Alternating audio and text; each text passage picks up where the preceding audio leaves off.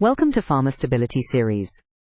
If you want to understand stability studies in a simple, practical, and regulatory-focused way, you are in the right place.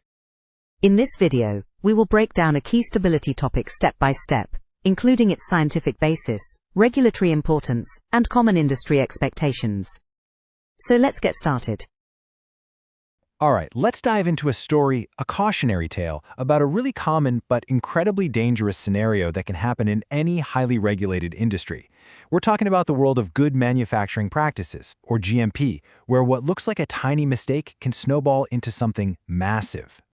So, I want you to picture this. A small technical glitch pops up over a quiet weekend. Nobody's really around to see it. So you have to ask, right? Is that just a little hiccup, or could it be the one thing that puts your entire company's quality system to the ultimate test? That's exactly what we're going to unpack. Our story begins, as these things so often do, when no one is watching too closely. You've got a quiet weekend, a piece of automated equipment doing its thing, and then a small deviation from the norm. Okay, so check this out. Friday afternoon, everything's humming along just fine. But then, Saturday morning, the temperature in a critical stability chamber drifts out of range. An alarm goes off, sure, and eventually, engineering comes in on Sunday, resets the system, and here's the kicker. By the time everyone's back in the office Monday morning, everything on the surface looks totally fine. The machine is back in spec. And this, right here, is the critical moment. This is the human element.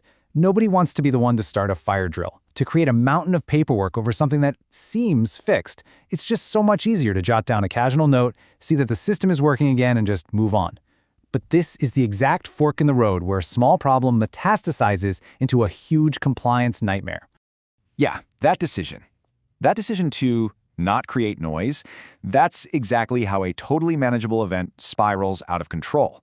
It's a classic blunder, and we're going to call it the convenient mistake.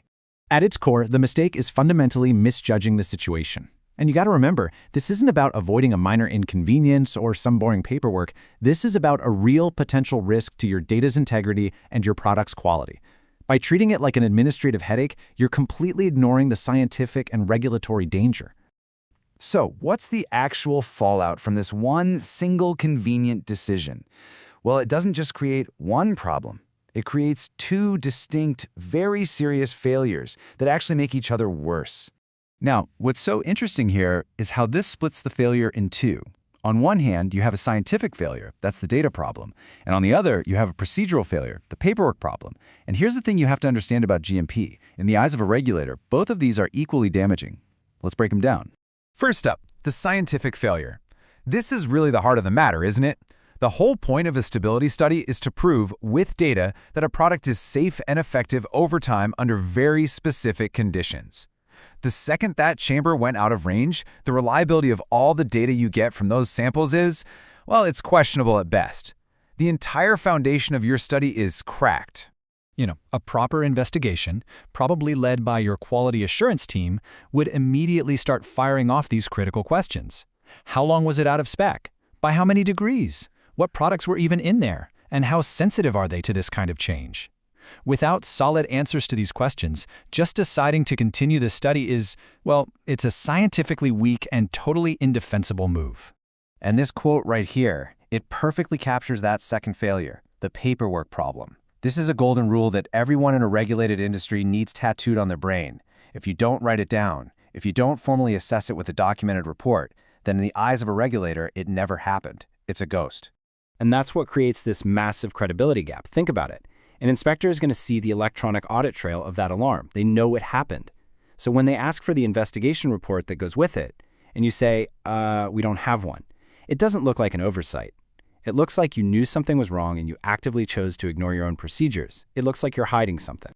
So, okay, how should this have gone down? The right response isn't to panic, and it's definitely not to hide. It's to embrace the structured, professional process that's designed for exactly this kind of situation. The crucial thing here is to just trust and follow your procedure. You start by opening a formal deviation report. That is absolutely non-negotiable. Then you document everything, every single detail you know. After that, you do the science. You assess the actual real-world impact on the products that were in there. And only then, based on hard evidence, do you decide what to do next. And that next step, it isn't predetermined.